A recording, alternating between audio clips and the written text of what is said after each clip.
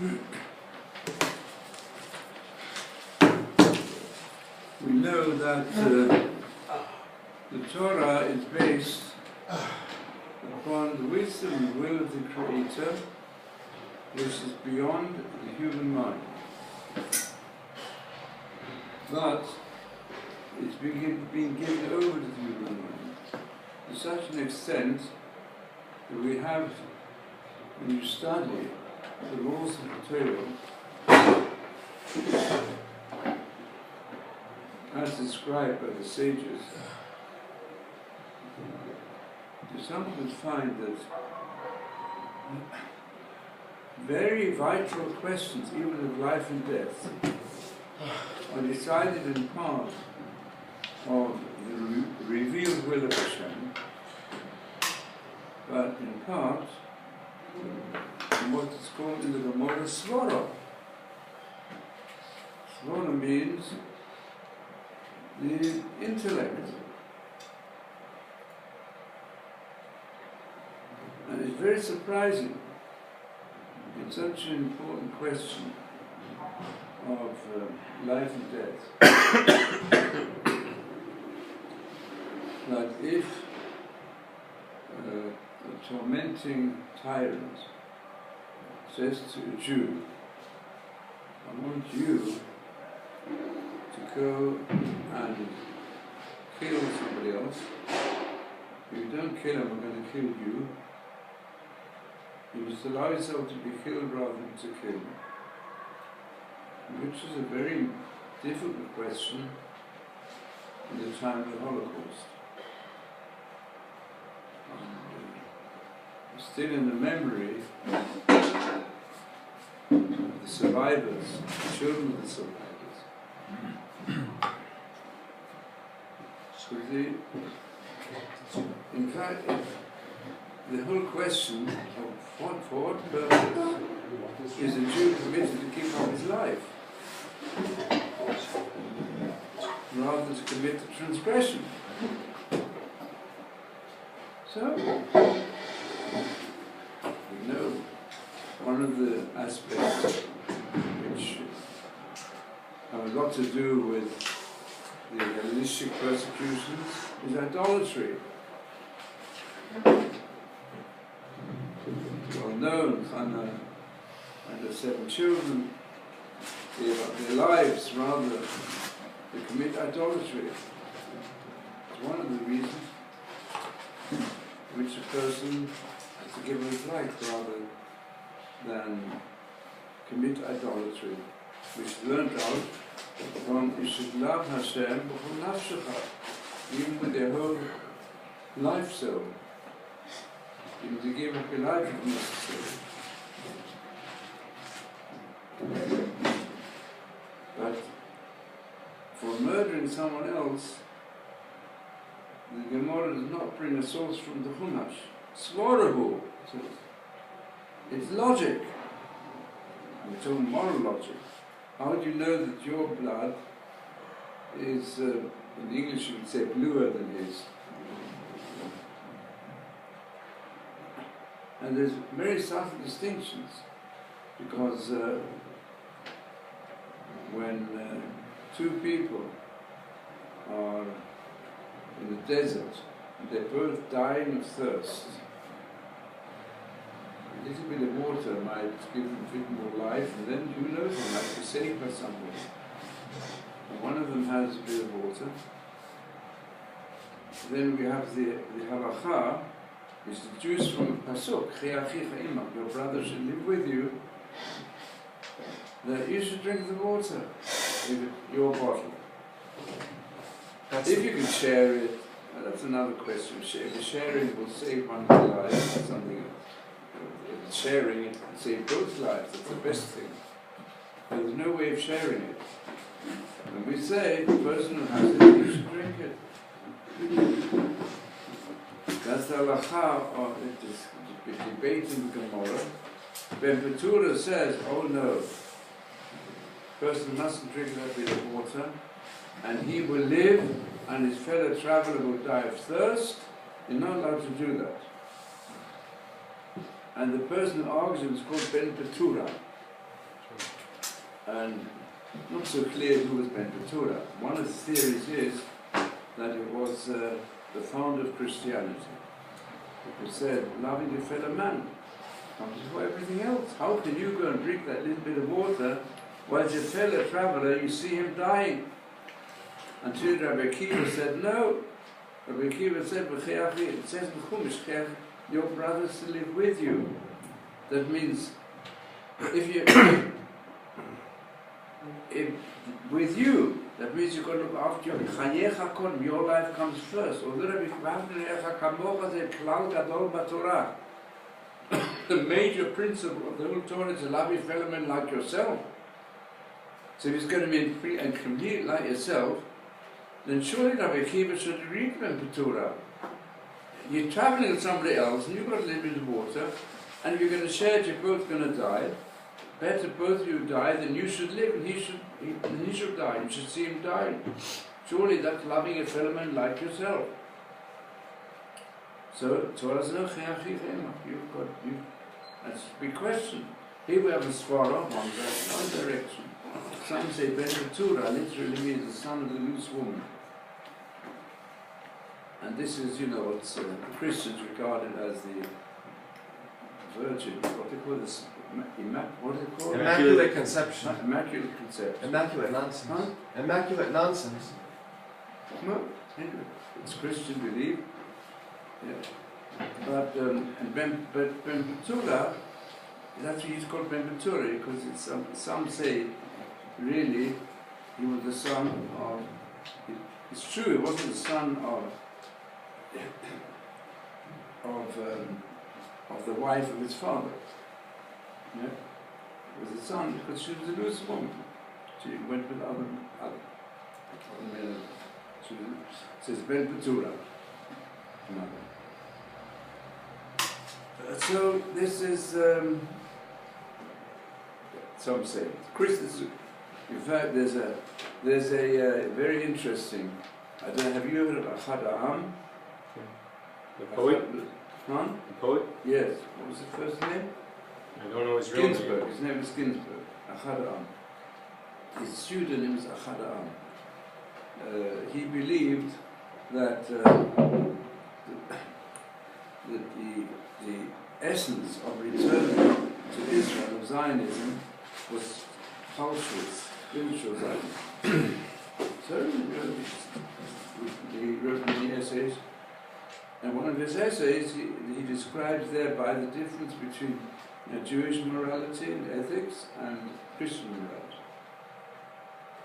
exemplified by the fact that Jews held that we can't do with our bodies whatever we want. We have to follow what Hashem says.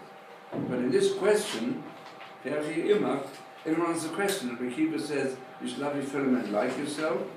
So how can you go like yourself more? But the truth is, the true explanations like this is quite important. Chasam Sofer gives an answer. Rabban deals with this question of apparent contradiction of Rabbi Akiva, and how far you have to go in loving your fellow man.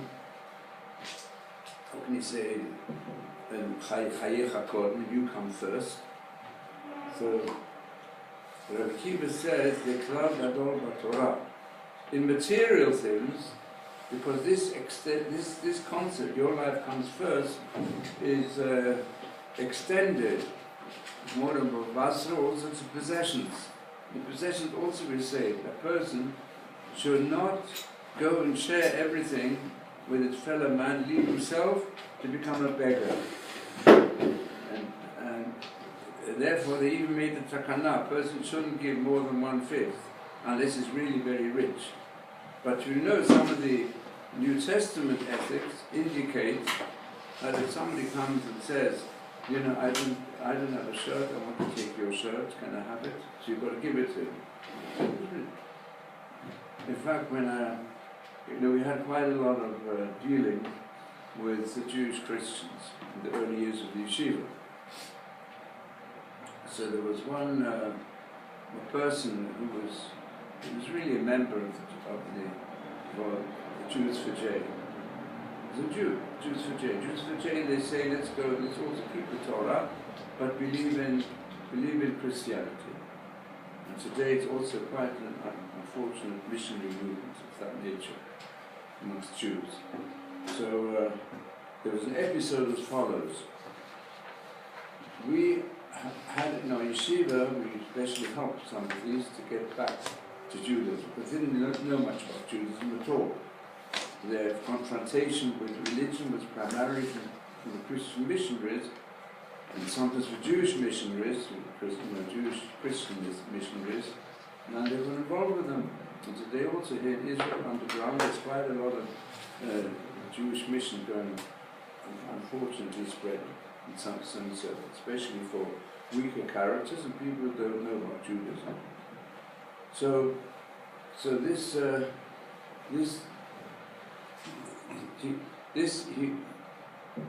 somebody went up to him, also knowing that he tends to, he's just debating whether Judaism is a worthwhile alternative to his Jewish Christian religion.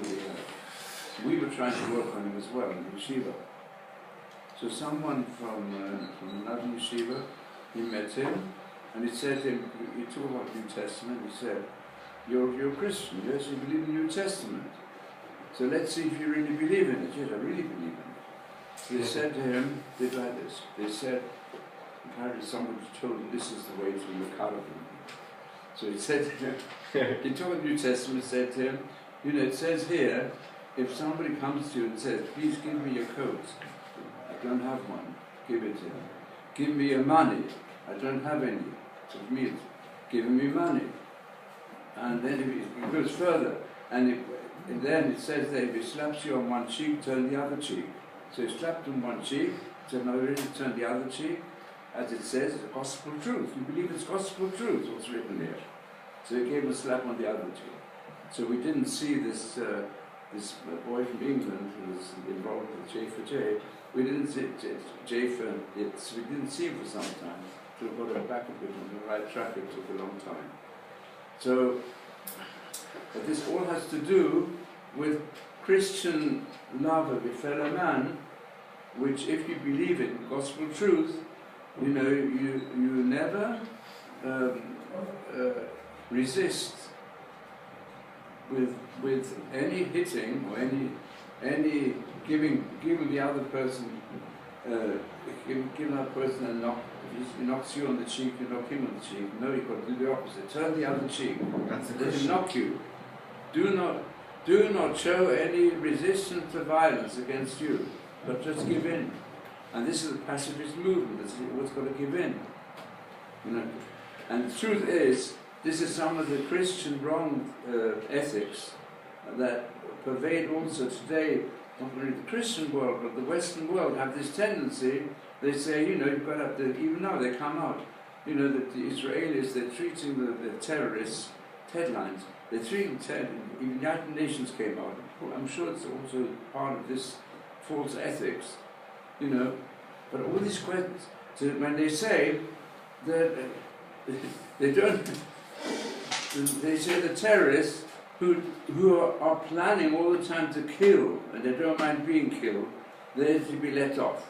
Now, and the Israelis are treating them too harshly. It came out of even, I think, a vote in the United Nations.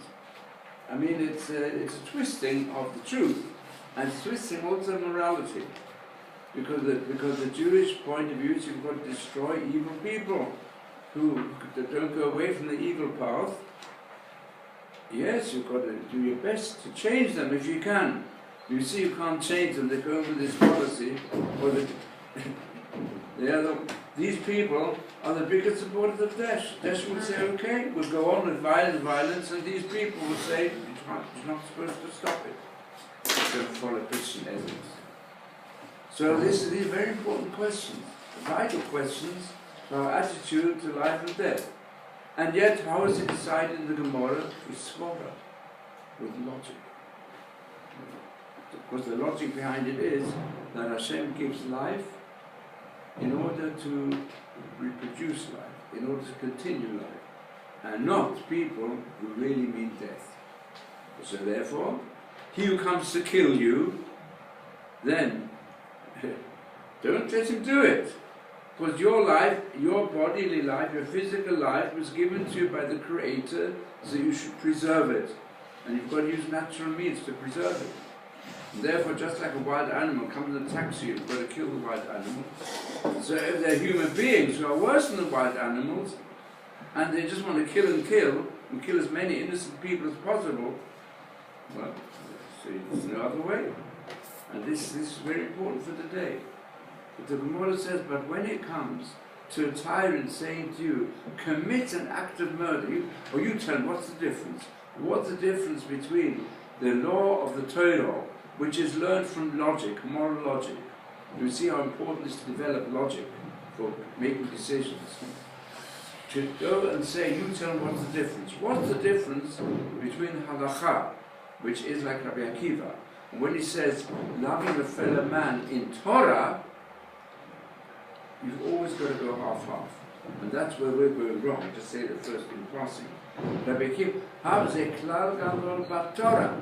As far as life is concerned, and as far as possessions are concerned, a person is responsible to go and see that he doesn't become a beggar. And therefore he's got the ability to earn money, which is basic necessities. He's obligated to make sure he has it. And not create a society where, as we have here in Israel today, where over 1 million people, including 800,000 children, and I think it's about more than 1 million, who are under the poverty line. And just so that there's a certain pretty large percentage of children who have to go to the rubbish bins to try and get some food. I mean, it's a disgrace. I mean, we've got to change that. But because rich people become richer and richer, and we've got to try and, well, there are many organizations and many individuals who are trying to help to solve this problem. But in Israel, it can only be solved by a different policy of the government. We've got to go back to some of the social principles of the Torah and not become a capitalist exploitation society. When it comes to life and death, here Israel is, in fact, and we see on the whole, in the whole country of Israel, we are on the highest level. This is both in the army and in other areas, it's the highest level.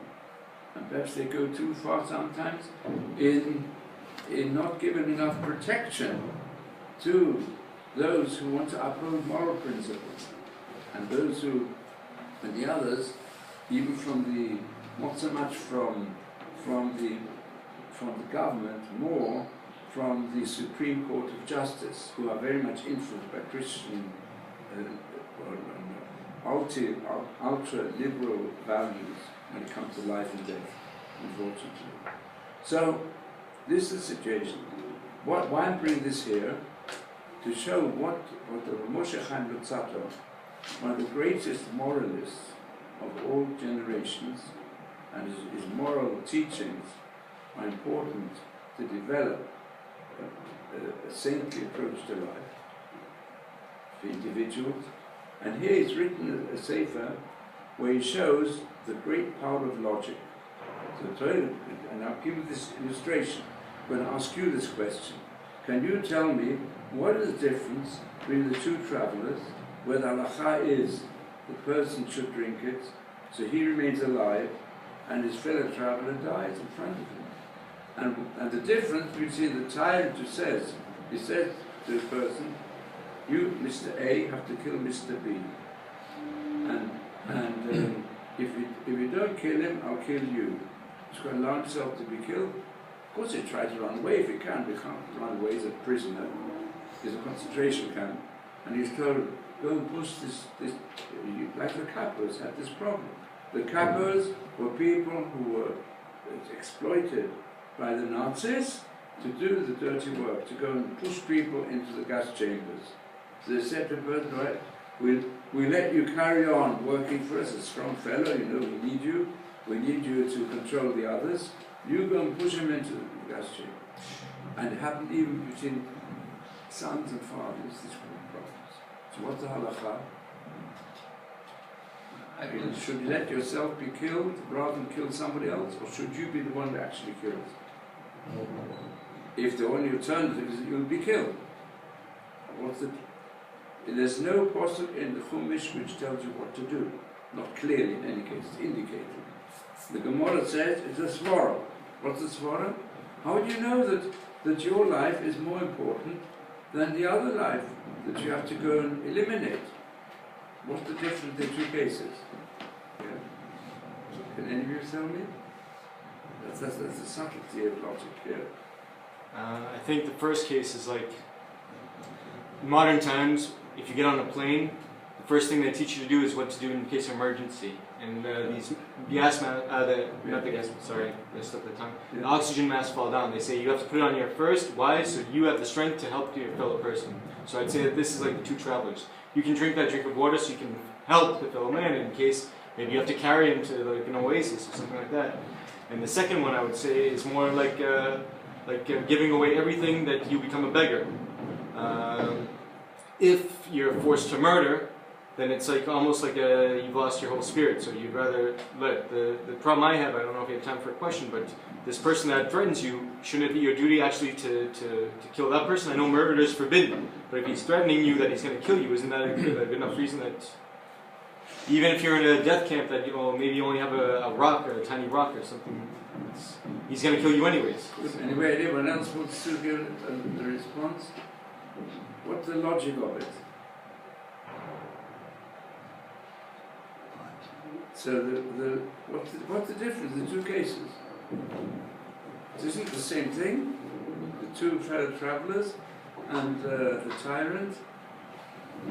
You say if your life is more important than somebody else's life, then surely you should say, okay, I'm the capo here. I'll be able to survive.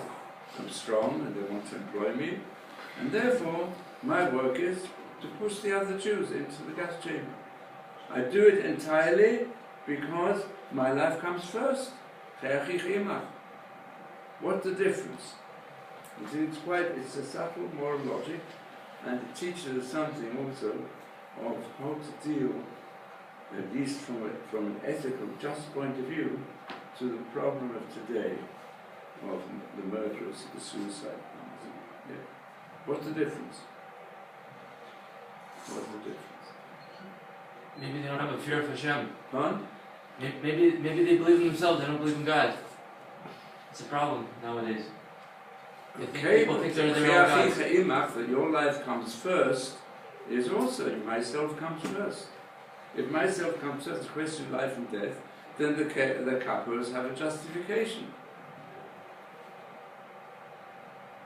And if not, it's called honest. You can't call them intentional murderers. Yeah, but still, they still killed other people, not intentional.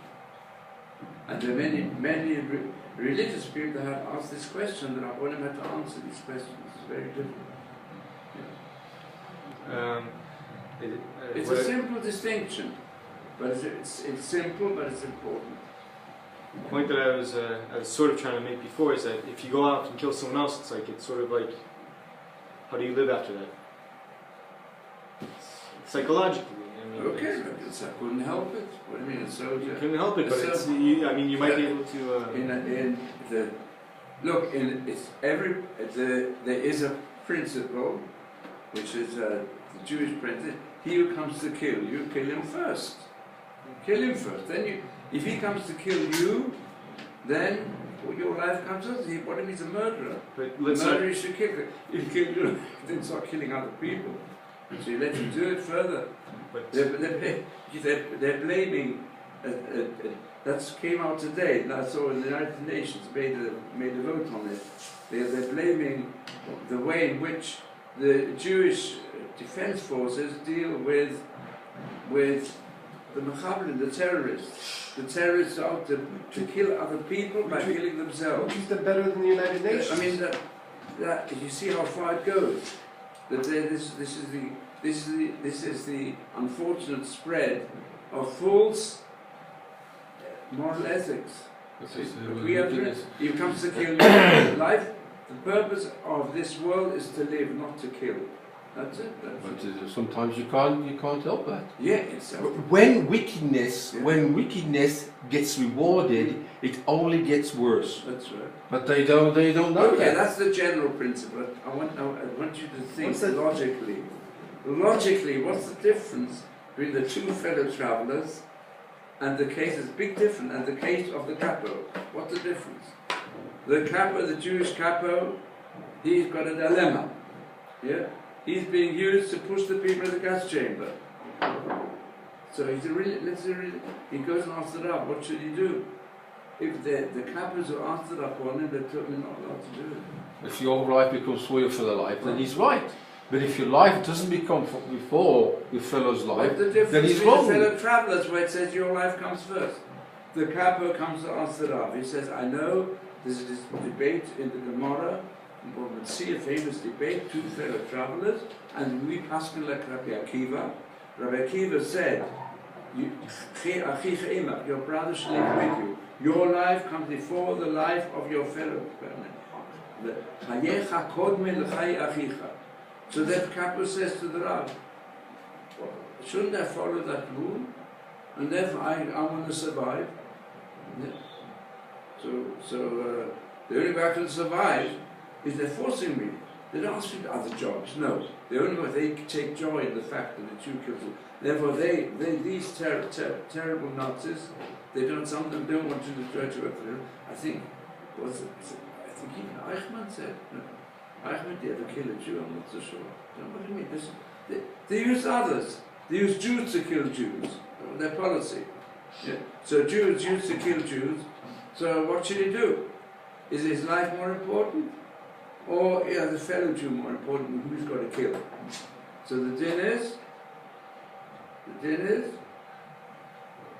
discussion word, for this you've got to give up your life. What's the difference? Tell me can't you, any of you think in your minds, get your minds to think, what is the difference in these two instances? The action. One? The action. Meaning what? Yeah, safer. The right track. In the desert, you don't kill him. He does stuff by himself. If you push him in the chamber, One is passive, one is active. Passive, one That's active. the answer. Is it similar to what the brothers In did the to desert, Joseph? Very good. the two people in the desert, it's the thirst that is killing, the lack of water. So the person has to preserve his life, because life is important in the eyes of Hashem.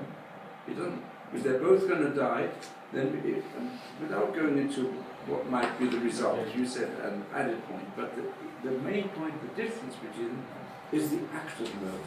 The act of killing someone else, that's what the Torah is not allowed to save your life.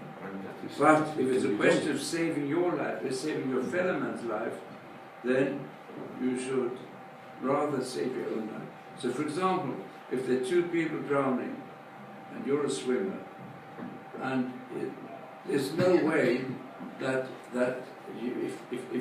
there might be, there's also the question. They're both drowning, yeah? And one of them can swim, one can't swim. So he knows if there can be such a situation. If you take the other swimmer on his back, yeah, then they're both drowned. You can't do that. There's no way he can help the other person on his back for 2 or 3 minutes, but it's a big storm, and he knows they're both going to die. You shouldn't do that. No, he's just got to save himself. Then you shouldn't give him the water in the desert. Because the killing is not done by him. The killing is done by the storm. Or in this case, the killing is done by the thirst. The thirst is killing. And in the desert, And these prints are very important also in regard to how to deal with terminal patients. And also questions of heart transplant. So all involved in this question. So that there's a big difference between doing an act of murder. Because once you start an act of murder, there we say, no, you must not do an action that will kill somebody else. Even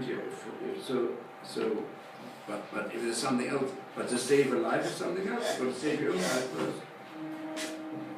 in the desert, so the desert. Okay, so I'm just showing this, but this is a whole subject that has to do with logic, and has great repercussions on the present situation of how to deal with terrorists, and has great repercussions in all the responses today, advanced responses, concerning, for example, transplant of organs. It's a big question, the whole debate which took place at the beginning of heart transplanting. So Moshe Feinstein, at the beginning, the heart transplants were in such a situation that he said it could even be in the case of double murder. Because the person who, but still all these are very borderline questions, but they're based upon small. You see how far you have to be, have to develop your intellect and your mind to be able to solve these problems. So we see from here, what the Moshe Tzaddik does here, he goes into analysis, the ways of reason, and you'll see, he even admits. Someone told me like this. I said to the person who investigated, the one who gave us these books, and who found this, I didn't know they were all being published. So I said to him, really, I said, Moshe Tzaddik bases himself to a great extent upon the Milot Hikayon of the Rambam. The Rambam's great works in logic, the master of logic at this time, was to write a book in Arabic. I think it's been translated to English as well. And I said he based himself on this. So he said, no, the Rambam was dealing with the Greek forms. He even writes it. The Rambam said, you've got to accept the truth, whomever said it. You know, you've got to use your mind to analyze, and there's plenty of wisdom and there's plenty of intellectual genius amongst the nations of the world as well. And therefore he had no hesitations to study the works of the intellects of his time and to basically with direction from the Torah. The same principle is also adopted by the Gaon of Vilna, who was a terrific genius in Torah. But he also said that in fact he asked one of his disciples to translate Euclid into Hebrew, because geometry, he said, the sciences, even though it's been developed by non-Jews, is something we should respect as Chokhmah. And Chokhmah is needed in the Torah. We see Svara is a basic principle of the Torah. So Svara is also an actual other method. There's a different opinion brought in the Mishnah and the Gemara concerning some astronomical description of the globe in relationship to the sun and the surrounding constellations. There was a different opinion between Rahud and Nasi and the wise people amongst the nations. So the Gemara concludes the wise people amongst the nations were correct. Rahud and Nasi admitted it. Because, let's say, they used in the Sanhedrin, where they had to decide about lunar calendar, decision had to be made when you make a Rosh Chodesh. They had no hesitation to go and use astronomical charts, even though a lot of it was taken from non-Jewish astronomers. And the Rambam wrote this fantastic work on Kiddush HaChodesh, part of the Mishnah Torah, and he says there, it goes into details, astronomical details. When I had a group of lecturers at university, Jewish lecturers, and other scientists, with whom I studied and went through the Rambam here for Kiddush HaChodesh. And they helped enormously. And I had a student, until today, even we had a student here in the yeshiva, a very brilliant student, came from Cambridge, but he learned beautifully. Some of you may have learned, he got a lot of degrees. And his father was a student at Manchester University, advanced mathematics. And he didn't know much about Judaism. So what I did, I took up the Chazon Ish. Chazon Ish, who was the greatest Talmudical scholar 2 generations ago. And I showed him at the back his logarithm tables and astronomical charts. And I said, look, here you've got a person who is one of the leading, if not the leading authority on Jewish halakha today. And look at his knowledge of mathematics. You can understand it better than I can. Since you studied advanced mathematics, explain it to me. Some things Chazon Ish. So also, Yesh Chokhmah Bagoyim. You've got to develop your mind. And today it's going to be the other way. The other way, I mean the people who want to develop their mind, they say, I better go and learn Gemara. Gemara you find it there. But there's an openness that we must not lose sight of in Svara. Svara is very important. And of course, Svara has changed, but Hashem said, the Torah I'm giving over to the highest intellect amongst the Jewish people, if they accept 100% the written and oral tradition. They accept that tradition and they exercise it through mental exercise to improve their mind, and to exercise it through learning the Torah and trying really to understand the depth of the Torah, like not just superficially, then they're the ones who could lead the people of Israel in the right direction and bring all mankind in the right direction, which we need so much today. So it's not surprising that today, certainly in the area of medicine, there's almost no international conference of doctors who deal with medical ethics, which is such an important area, in which, there's some hospitals, even until today, where they use human beings as guinea pigs, experimentation. They're a very important question. What do you call life? What do you call death? What transplants are you allowed to make? And so on. Yeah, unfortunately, the cruel method used by the Nazis to go and do experimentation on human beings, all different types, had not left the world of medicine entirely. And this is important. And therefore they always, medical ethics, they always want to hear the Jewish view. The Jewish view is very, very good in giving moral guidance. And the same applies to war and peace. The same applies to how to deal today with the spread of suicide and the spread of murder. So I just show you here what he said, that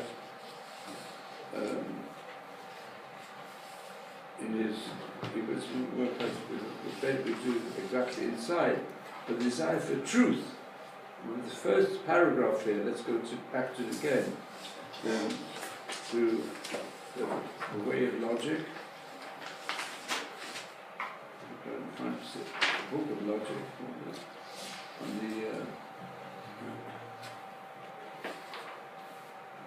it speaks about understanding reality.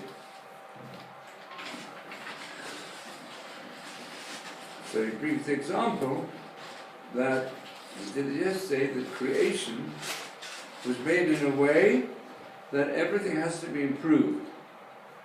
And they've already awakened us to this truth. They say all that was created in the sixth stage of creation needs improvement. Wheat has got to be ground into flour. Lupine must be made sweet, and so further. We find that Tullus Rufus, the Romans, asked Rabbi Akiva, what is finer, the handiwork of Hashem or that of human beings? So he said, the works of flesh and blood are finer. To prove his point, he brought him sheaves of grain and fine white cakes, and said to a philosopher, which of these is the finer? Now, do any of you know on which occasion, what did Tullus Rufus mean? Tullus was one of the greatest Roman philosophers. And he became interested in Judaism. He asked many questions. What was the basis of his question? Have you heard this before? What was the basis of his question? Why did Tullus Rufus ask Rabbi Akiva this question?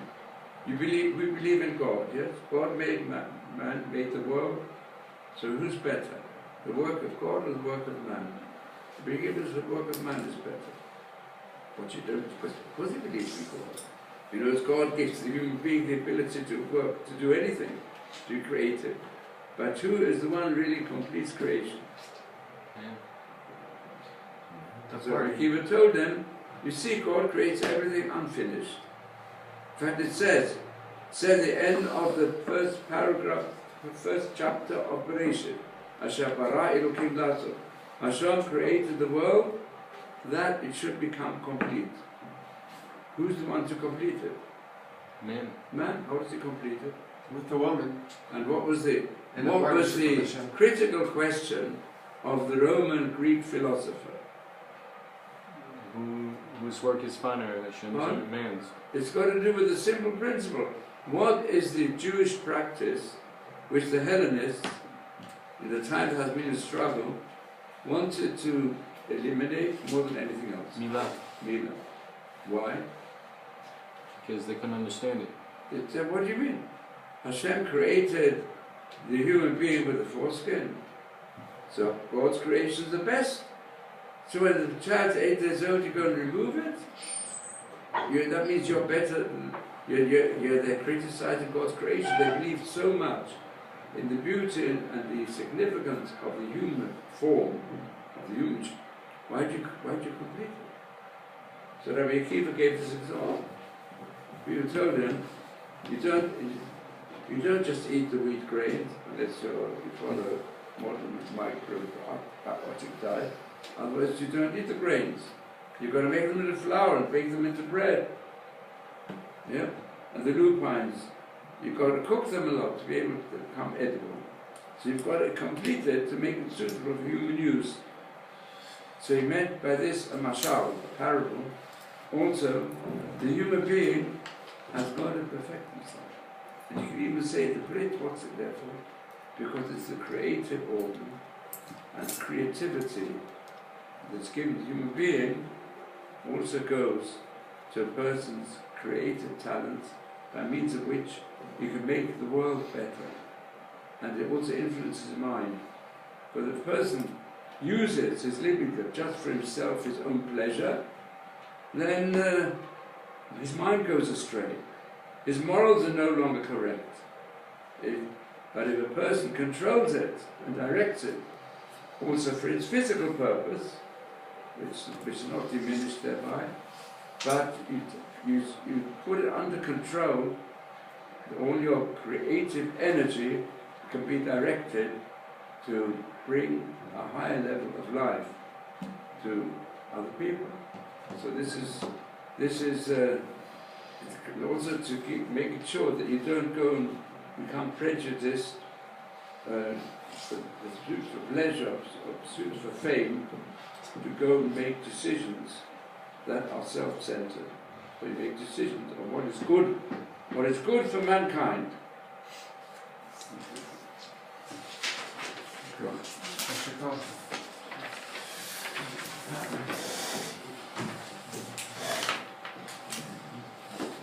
Questions tomorrow? Yes, questions. Well, tomorrow.